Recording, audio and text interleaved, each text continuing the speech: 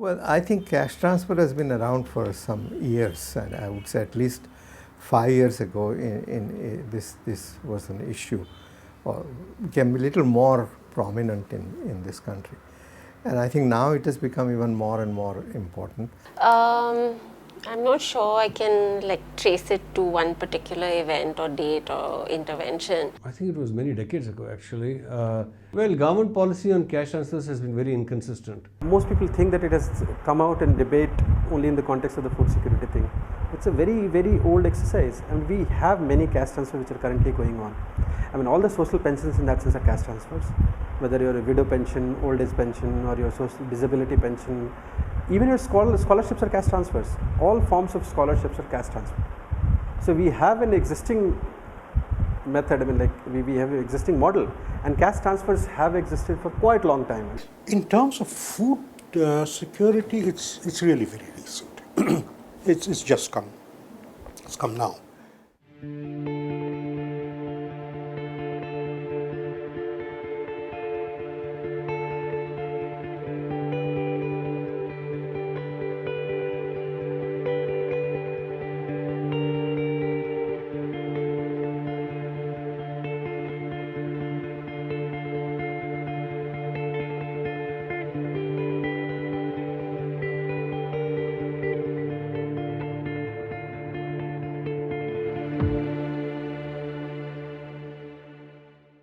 I think I don't see the government as having a separate policy towards urban food security.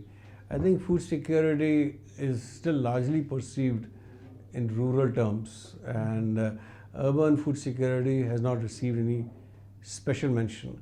I think urban food security actually offers many opportunities, because you can look at health, nutrition, food, all of these in an integrated manner in an urban area, because the infrastructure is all there. And but I don't see, I mean, there is a lot of action on health, there's a lot of action on education or schooling, but bringing them all together in a food security umbrella has not happened yet. No, you see, urban areas is become increasing focus because our population in urban areas is increasing, and increasing rather rapidly. It's over many decades, we could say 50 decades, the process of urbanization was not very strong in India. That is, the rate of urbanization was much lower than in many other developing countries. But now it is accelerating. And we expect that within a few decades, 2-3 decades, we may have 600 to 700 million people in urban areas. At the same time, we see that the development of urban infrastructure has not kept a pace with the inflow of people or the growth of urban population. And so, Bombay, 40-50% of the people live in slums. Delhi, I don't know, maybe 20%, and so on and so forth. So there is a lot of deprivation in some sense in urban areas as well. And so poverty levels are also correspondingly high in urban areas. And I think that's why this focus on urban poverty has become quite important, and I think it is getting the kind of traction it should get. One challenge which is there, I would say the food security challenge is much more severe in the case of urban areas compared to the rural areas. Rural areas have two advantages. One, majority of the people are still in agriculture, and most of the poor people do cultivate some kind of food grain crops. So in a sense, and if your consumption is from home grain consumption, then you are more secure in terms of food rather than the ones who are fully dependent on the market. So once you are fully dependent on the market, say for example in the urban people who are living in slums, then inflation is a big issue, your accessibility is a bigger issue, your ability to procure it, the kind of food that you require is quite complicated. And this is not only true for rice and wheat and other things, but also livestock, milk for example, meat and other things. Urban economy is entirely dependent on what you can look at the urban economy as a closed economy, on imports. On the other hand, the rural economy, at least accessibility is not a big problem, and rural areas do grow. People may have a problem purchasing it because they are so poor and they can't access the system and such, but at least it is grown in that sense. Some of the states are food deficit states, but majority of the population. So I think the basic difference is there. When you're talking about a non-food producing compared to a food producing region in that sense.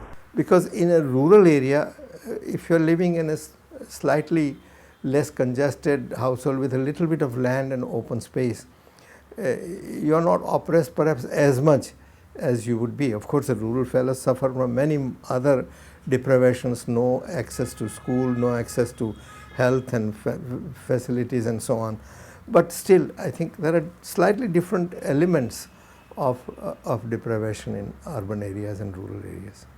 But yes, urban areas give you a much more bigger challenge simply because the scale is gigantic. In a sense, much more difficult to identify people who need that kind of a thing. Much more market penetration is there, but much more exclusion is also there. So the more market penetration is there, the more exclusion is also there. And the poor people are particularly the ones who are more vulnerable to food inflation, for example, or spikes in food. Say, I mean, if you have been following inflation, much of the protest or the voice against inflation comes from urban areas, because they are the ones who immediately get affected by these things. Some of these issues will not be relevant in urban areas, yeah, because here the density of banks is higher, people are better educated, even amongst the poor, at least their confidence levels are a bit better than in rural areas. Density of private shops is also much higher, yeah, that is also a huge concern in rural areas. They say if the ration shop goes away, then the private dealers know that we're at their mercy and that they will start jacking up prices. And there might be artificial hoarding and, you know, inflation because of that. Those sorts of concerns are less relevant in urban areas. Identification is a challenge, making sure running a PDS shop itself is a pilferage, and other things are a bigger problem. Monitoring is a problem, and other things is also a problem. Well, I think the main thing is that in an urban context, as I mentioned earlier, the infrastructure for payment systems exists. So cash transfers are feasible. So that's not an argument that can be employed against cash transfers. I think the main thing is what can cash transfers do then, which in a way better than in-kind transfers. There is also there is a strong case for say cash transfer in urban areas. One, it would be a lot easier to do. Most people would have this. Second, I think the number of people who you can exclude would be much larger. And the third point is that, you know, this kind of Narega, the Mahatma Gandhi MG Narega, National Rural Employment Scheme, Employment Guarantee Scheme, it does not work very easily in urban areas. You know, cannot create jobs like that. What you do by leveling land or creating land leveling or irrigation facilities and road building and all these activities which can really give people employment and some income support are not very easy to carry out in urban areas because you cannot find these kind of alternatives very easily.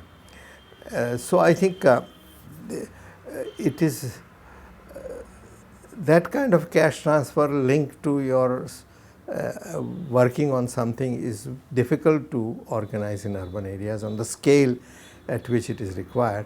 So because people would not come to this, because most of the people have some partial jobs and so on. So their opportunity cost for working on a Narega type of scheme would be quite high, and so you would not find that people would come. Still they are poor, and so therefore I think it would be much more important to have a benefit direct cash transfer scheme for urban areas. For that reason, I feel that if at all we want to try out cash transfers instead of food, then the place to do an experiment or a pilot would be in an urban areas where a lot of these concerns will be dealt with.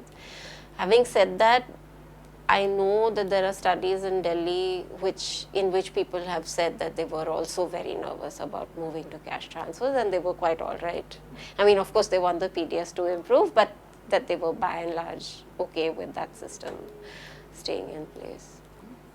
So there are two, and actually that became a big controversy. Yeah, I don't know if you followed it. It is, so there was one which is done by Seva, yeah, and I unfortunately didn't read that paper very carefully, but it was supposed to be an RCT, a randomized controlled trial, so there was supposed to be like two groups of people who were roughly comparable, and then some would get cash and the others would continue with food, and they were supposed to compare. But I think there were, this is something economists will quibble about, etc. I think, so one is that if you're asking somebody to be part of an experiment, you have to take informed consent, right? So people were asked, would you like to be part of this experiment? And they said yes, so that part was taken care of. But when you do that, I think you compromise a little bit the representativeness of those samples, yeah, because now they're not the same anymore, right? So there is, I think there are some methodological issues about that study, but in that study they found that people were happy with cash, and that cash led to some sorts of improvements in welfare, however defined. The other study was done by the Right to Food campaign, who are protecting the PDS and standing up for it very strongly, vehemently, and they covered many more households, and they found in their sample that people did not want to hear about cash and they wanted to stick with food. So it's a little bit like, you know, both parties found what they set out to find, I mean what they sort of were hoping to find. So I'm not sure how much weight I would put into either of those two studies. I think that somebody less, I mean that in a less heated kind of environment, perhaps more studies are required before one can understand what people are thinking. The basic idea of the PDS was to have availability all across the country for everybody, right? So it was really an access instrument rather than a subsidy instrument, right? Now, if you think of PDS in that sense, its role will be extremely important in urban areas and in those parts of the country which are food deficit. So it will be like the Rajasthans and places like that. In areas which are food surplus, the PDS probably doesn't have that important a role because access is not that much of an issue, right? So if you look at the distribution of PDS shops, what you will find that the PDS shops are in fact, and this is true of almost all states except the southern states, are dominantly present in urban areas. Rural areas, they are few and far between. Okay? So in an important sense, the PDS is biased towards the urban areas because of its historical origins.